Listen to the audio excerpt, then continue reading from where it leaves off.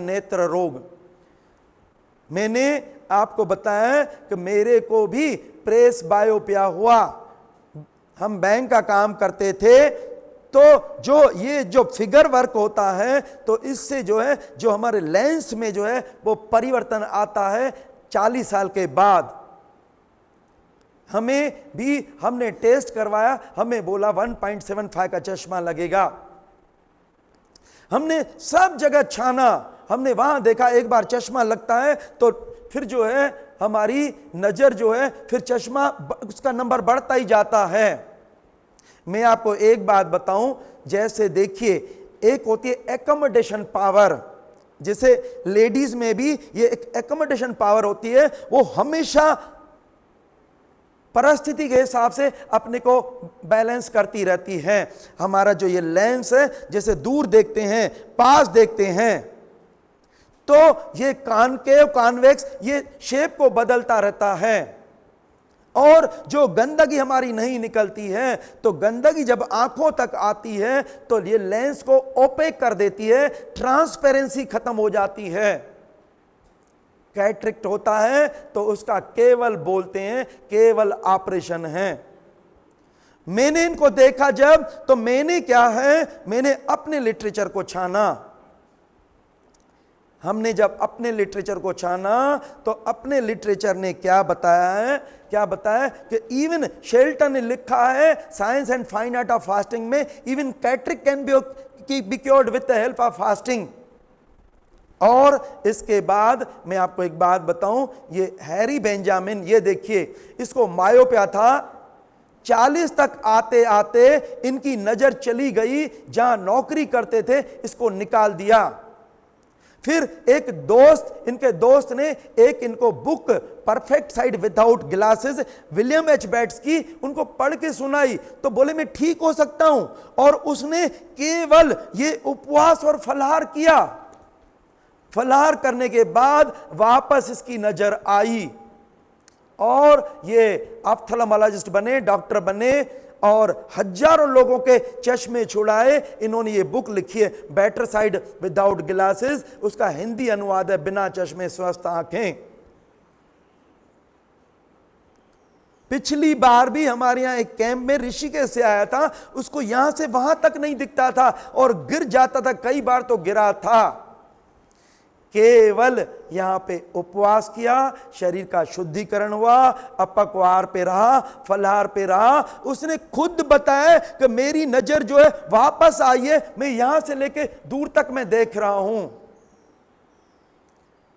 मेरे को जब पता लगा कि उपवास, मैंने 21 दिन का उपवास किया, 8 दिन के बाद वापस उसी डॉक्टर के यहां गया। डॉक्टर ने कहा आपकी तो नॉर्मल है। मैंने कहा 8 दिन पहले तो आपने 1.75 का चश्मा बताया था। फिर 15वें दिन गया, 15वें दिन भी नॉर्मल थी, 21 दिन हमने ब्रेक किया। अब ये देखिए ठीक कैसे हुआ है। मैं आपको एक बात बताऊं, क्योंकि क्या है, हम भरने पे ध्यान देते, गंदगी निकालने पे ध्यान नहीं देते। तो जब गंदगी जमा होती है, पहले पेट में जमा होती है और पेट से फैलती है, जो कमजोर रास्ता रहता है वहां पे ब्लॉकेज पैदा करती है। और जब उसको ब्लॉक करती है तो कंसर्निंग पार्ट को ब्लड नहीं मिलता है, न्यूट्रिशन नहीं मिलता है, तो वो डिसफंक्शनिंग करने लगता है, उसका नॉर्मल फंक्शन खत्म हो जाता है। लेकिन जब हम नहीं खाते हैं, उपवास करते हैं, एनेमा लेते हैं, आराम करते हैं, तो उपवास से, एनेमा से गंदगी जो निकलती जाती है, तो इधर उधर की गंदगी जब पेट में आती निकल जाती है, वापस में ये जो हमारा पाइप सिस्टम है, ये रास्ते क्लियर हो जाते हैं, ब्लड सप्लाई, न्यूट्रिशन सप्लाई होती है, तो वापस वो अंग काम करने लगता है।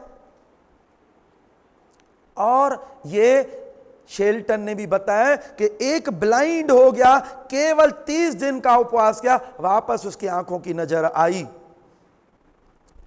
मेरा कहने का मतलब है कि अगर ठीक होना है तो ठीक होने के लिए हमें उपवास, एनेमा, शरीर की शुद्धिकरण की क्रियाएं चाहिए। लेकिन इसके अलावा आंखों को क्या चाहिए? जैसे बच्चे को लिखने के लिए पेन चाहिए, आंखों को चाहिए विटामिन ए। विटामिन मिलता है गाजर में, पपीते में, आम में।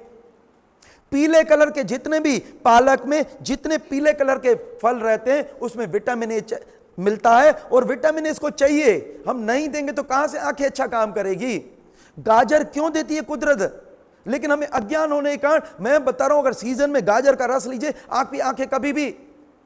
और एक चीज याद रखिए, जैसे डॉक्टर बोलता है चश्मा लगा के रखिए, हमें जब हम लगाते हैं तो हमारी आंखें जो एकोमोडेशन पावर खत्म हो जाता है, फिक्स हो जाती है।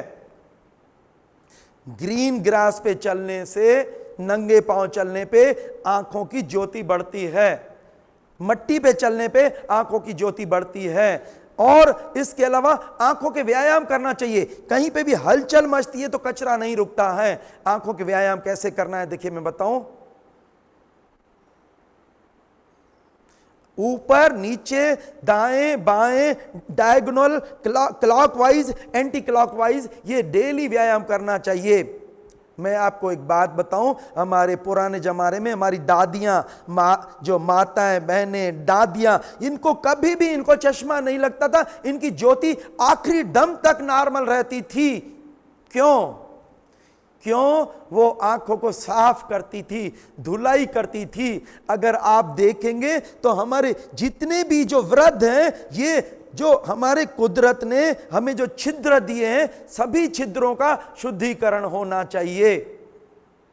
मैंने बताऊं, मैंने भी क्या है, मैं क्या करता था, कटोरे में आई कप भी मिलता है, नहीं तो मैं कटोरे में पानी लेता था और इसको आई बॉल को डिप करता था, जो नॉर्मल टेम्परेचर, नॉर्मल जो पानी होता है ठंडा पानी, और आई बॉल को रोटेट करता था। मैं बता रहा हूं, मैंने मेरे इसमें जीवन में जितना हुआ है, मैंने विदाउट चश्मे के ही, और अभी और भी मैं बताऊं, केवल अभी समय और मेरे को थोड़ा इस पे ध्यान देना पड़ेगा। हम बिल्कुल आखिरी दम तक हमें चश्मे की जरूरत नहीं पड़ेगी। बिगर चश्मे के हम पढ़ते लिखते रहेंगे, ये असंभव नहीं है, सब संभव है। आपको पता है, एक रुपए का नोट होता है, नोट पे एक स्लोगन लिखा रहता है, चाहे 1 रुपए का हो चाहे 500 का। क्या स्लोगन लिखा रहता है? उसमें लिखा था, I promise pay the bearer the sum of rupees mention therein. जो हमारी कुदरत ने सेंस ऑर्गन दिए, जो पूरे अंग दिए, ये आखिरी दम तक हमें साथ देने का वायदा करते हैं। केवल आप इनका शुद्धिकरण करेंगे और इसके ऊपर अति नहीं करेंगे। पामिंग करते हैं और त्राटक वगैरह, ये भी आंखों की ज्योति को बढ़ाने में मदद करता है। और ये देखिए आंखें, इसमें भी देखिए ये ब्लड वेसल्स हैं। ब्लड वेसल न्यूट्रिशन पहुंचाती है, जो वेन्स रहती है वो कचरे को बाहर निकालती है।